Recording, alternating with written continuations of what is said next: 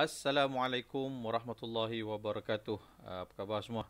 Hari ini kita berjumpa lagi dalam siaran kali ini dan kita akan mengupas satu tajuk pelajaran yang ke-12.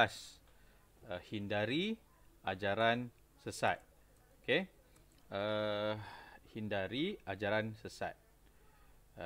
Tajuk ini adalah tajuk pelajaran yang ke-12 untuk pendidikan Islam tingkatan 4. Jadi kita tengok satu demi satu tentang ajaran sesat ini. Apa makna ajaran sesat?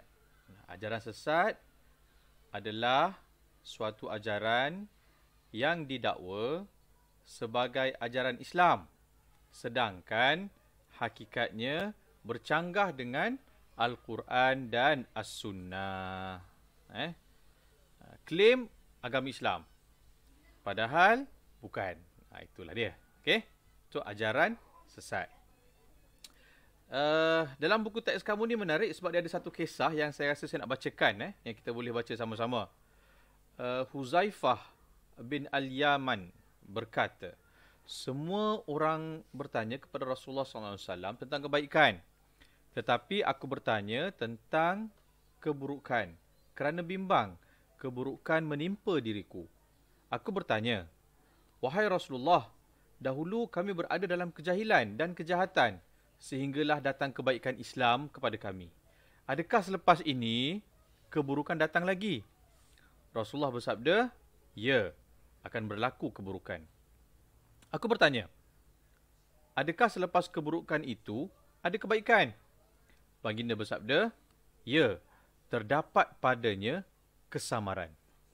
Aku bertanya, apakah kesamaran itu? Baginda bersabda, qaumun yahduna bighairi hadiyi ta'rifu minhum wa tunkiru. Maksudnya apa? Satu golongan yang tidak mengambil petunjukku dalam kalangan mereka, ada yang dapat kamu kenali dan ada yang tidak dapat kamu kenali. Ulang balik. Satu golongan yang tidak mengambil petunjukku dalam kalangan mereka, ada yang dapat kamu kenali dan ada yang tidak dapat kamu kenali. Aku bertanya lagi, adakah selepas kebaikan ini ada kejahatan? Baginda bersabda, na'am. Du'atun ala abwabi jahannam man ajabahum ilaiha qazafuhu fiha. Maksudnya, ya, penyeru ke pintu neraka Jahannam. Sesiapa yang menyahut seruannya, mereka akan dihumbankan ke dalam neraka Jahannam. Riwayat Al-Bukhari. Jadi ini satu kisah, satu hadis yang Nabi dah ceritakan kepada kita bahawa kita akan melalui suatu zaman yang mana akan adanya keburukan setelah kita dapat Islam daripada baginda Nabi Muhammad SAW. Keburukan-keburukan itu ada yang kita nampak, ada yang kita tak nampak. Okey? Baik. Apakah ciri ajaran sesat? Kita cerita ni nak tahu apakah aspek-aspek rupa ciri ajaran sesat. Dalam buku teks kamu ni dia ada 3 aspek Al-Quran dan Al-Hadis. Yang pertama, memahami dan mentafsir Al-Quran dengan logik akal semata-mata tanpa mengikut disiplin ilmu yang betul. Ini banyak juga kita jumpa sekarang ni. Lagi-lagi dalam media sosial. Ramai sungguh orang yang pandai-pandai mentafsir Al-Quran dengan logik semata-mata tanpa disiplin ilmu. Dikenali disiplin ilmu. Yang kedua, meyakini bahawa terdapat Al-Quran lain yang tersembunyi. Maksudnya, ajaran sesat ini meyakini bahawa Al-Quran yang kita ada, yang kita baca ni, tak lengkap lagi. Ada lagi yang lain. Tu confirm lah sesat. Sebab apa? Sebab apa yang Nabi dah turunkan, Al-Quran yang kita baca pada hari ini, memang dah lengkap dah. Memang telah dijamin bahawa sempurna. Baik. Yang ketiga, dia hanya berpegang dengan Al-Quran dan menolak hadis sebagai sumber hukum Islam. Ini pun sama jugalah. 3 ciri, 3 aspek daripada konteks Al-Quran dan As-Sunnah, Al-Hadis. Kita pergi tengok daripada aspek akidah pula. Daripada aspek akidah, ada 6 perkara yang menunjukkan ciri-ciri ajaran sesat. Yang pertama, dia mengaku menjadi Nabi atau Rasul. Dekat Malaysia sebelum ni ada kat cerita mengaku Nabi.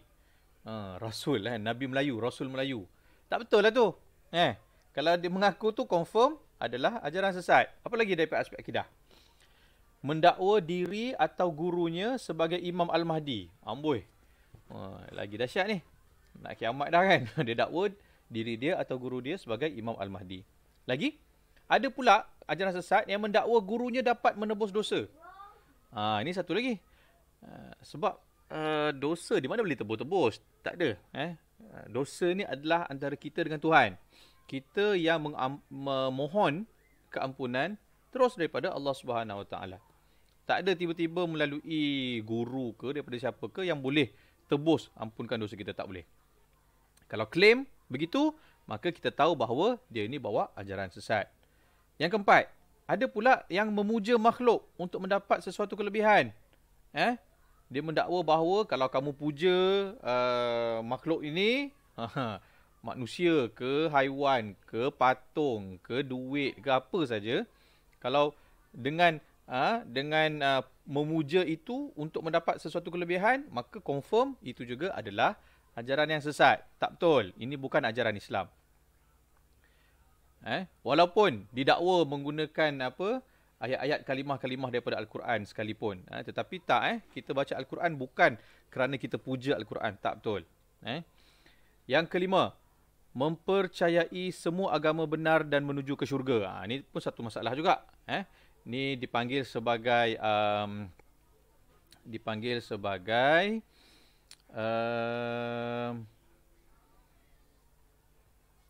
pluralisme agama, iaitu aliran yang menganggap semua agama sama dan membawa kepada kebaikan. Dia ada dua perkara. Satu perkataan liberalisme, satu perkataan pluralisme. Perkataan ni tak adalah menyesatkan. Liberalisme ni liberal, kepelbagaian. Liberalisme ni, liberal ni ialah kebebasan. Dan pluralisme ni ialah kepelbagaian. Benda tu tak salah. Tapi apabila menyatakan bahawa dalam konteks agama, aliran pemikiran yang menyeru kepada kebebasan dan keterbukaan dalam mentafsir agama, itu masalah. Itu salah. Jadi bersifat liberalisme itu, bersifat liberal itu tak salah. Tapi bersifat liberalisme agama, itu salah. Sama juga konteks pluralisme. Plural itu tak ada masalah. Plurality, satu keadaan kepelbagaian. Itu biasa lumrah dalam masyarakat, dalam kaum, bangsa dan lain-lain. Tapi bila kamu kata pluralisme agama, iaitu aliran yang menganggap semua agama sama, semua agama bawa kebaikan, semua agama membawa ke syurga, itu tak betul. Itu sesatlah. Dan yang keenam, menolak alam gaib seperti roh, malaikat dan jin. Ini sama jugalah. Ada juga aliran ajaran yang mendakwa kononnya tak nampak ya? Tarik sikit. Ajaran yang mendakwa menolak perkara-perkara yang gaib. Okey. Apa lagi? Kita tengok lagi. Daripada aspek ibadah pula, menolak kewajipan ibadat fardu. Pun tak betul. Menolak kewajipan ibadat fardu. Ni kewajipan ni. Ibadat fardu macam solat, puasa. Itu adalah asas dalam rukun Islam. Mana boleh menolak? Katakanlah contohnya, kamu jumpa satu ajaran, dia kata puasa ni tak perlu 5 waktu sehari semalam. Puasa ni, semayang ni tak perlu sehari semalam, 5 kali sehari semalam. Semayang ni hanya perlu dengan niat sahaja. Kalau Tok Guru tu ataupun agama tu claim begitu, maka itu bukanlah datang daripada ajaran Islam yang sebenar. Sebab apa? Sebab Nabi cakap, solat seperti mana yang kamu lihat aku solat. Dan memang ada peristiwa besar menunjukkan wajibnya ibadat solat tu 5 kali sehari semalam tu dalam peristiwa Isra' Miraj. Okay? Okey, beribadat dengan hanya berzikir bagi menggantikan solat. Ini samalah macam tadi. Kan? Yang tadi menolak, yang ni tukar. Tak perlu solat pun. Berzikir cukup lah. Nah, dah dapat lah. Samalah pahalanya dengan bersolat. Ni pun tak betul. Yang ketiga, ada juga yang menunaikan ibadah haji di tempat yang dianggap suci selain Mekah Al-Mukarramah. Ada ni ada ajaran juga ni. Dia claim dia Islam, tapi dia menunaikan haji bukan di Mekah Al-Mukarramah. Di mana? Di tempat lain lah. Pun tak betul. Nanti kamu akan jumpa lah. Banyakkan bacaan, kamu akan jumpa ajaran yang claim ajaran Islam, tetapi haji dia bukan di Mekah Al-Mukarramah. Ini pun tak betul. Yang keempat, menghalalkan perzinaan atas nama nikah. Ada ajaran Islam, dia claim dia ajaran Islam, tapi dia menghalalkan perzinaan. Dia kata ni nikah, nikah secara kontrak, lepas nikah dia buat perzinaan. Lepas habis berzina, dah tak nikah dah bercerai dah. Jadi dia mempermain-mainkan dan menganggap bahawa institusi agama ini satu benda yang boleh dimain-mainkan seperti itu. Jadi dalam konteks ibadah pun dia claim begitu. So tak betul. Ini semua tak betul. Daripada aspek akhlak pun ada juga. Daripada aspek akhlak pun ada juga. Tengok. Mengejek, merendah-rendahkan dan mempersendakan sahabat Nabi. Ada ajaran sesat yang sahabat Nabi ni siapa? Sahabat Nabi ni orang yang hidup satu zaman dengan Nabi, yang sempat berjumpa dengan Nabi. Yang paling rapat sahabat siapa? Sayyidina Abu Bakar, Sayyidina Umar, Sayyidina Uthman, Sayyidina Ali. Ramai. Ini yang besar ni lah. 4 Sayyidina khalifah yang besar ini sahabat Nabi. Kalau kita jumpa yang mempersendakan sahabat-sahabat Nabi ni, confirm. Ini bukan ajaran Islam. Yang kedua, bersikap taksub dengan ajaran guru sehingga menganggap hanya kumpulan mereka saja yang benar. Jadi, menjauhi taksub. Sebabnya, Islam ni dia adalah rahmat kepada seluruh alam. Dia tak tiba-tiba claim, kenapa kamu je yang claim kamu benar, yang lain salah? Tak betul. Kita je yang ke syurga, yang lain itu ke neraka. Tak betul. Jadi ajaran Islam ini dia rahmatnya seluruh alam. Ramai guru-guru yang masih lagi memegang ajaran Al-Quran dan As-Sunnah dalam manhaj yang benar, maka itu masih lagi dalam ajaran yang benar, ajaran Islam yang benar. Tetapi kalau keluar daripada itu, maka itu bukanlah ajaran Islam yang benar. Yang ketiga, memperkecil amalan masyarakat berdasarkan sunnah Rasulullah SAW. Sebaliknya, berbangga dengan amalan yang bertentangan dengan syariat Islam. Ini pun ada juga. Sunnah Rasulullah dia mempermainkan, memperlekehkan, memperkecilkan. Tetapi, amal-amalan yang bertentangan dengan syariat, mengejek sahabat, pelakuan-pelakuan yang kita memang bertentangan dengan syariat, yang ni pula dibanggakan. So ini adalah salah satu lagi daripada aspek akhlak. Ada satu hadis daripada yang dibahaskan, diriwayatkan oleh Abu Hurairah, meriwayatkan Rasulullah SAW bersabda, wala taqumus sa'atu hatta yub'atsa dajjaluna kazzabuna qaribun min salasin kulluhum yaz'umu annahu Rasulullah. Riwayat Al-Bukhari yang bermaksud, dan tidak akan berlaku kiamat sehingga dibangkitkan dajjal-dajjal yang penipu hampir 30 orang. Mereka mendakwa sebagai Rasulullah sallallahu alaihi wasallam. So ni cerita-cerita, ini adalah hadis, dan hadis ni dah cerita dah bahawa akan datanglah dajjal-dajjal penipu ni, 30 orang ni mendakwa sebagai Rasulullah sallallahu alaihi wasallam. Okey.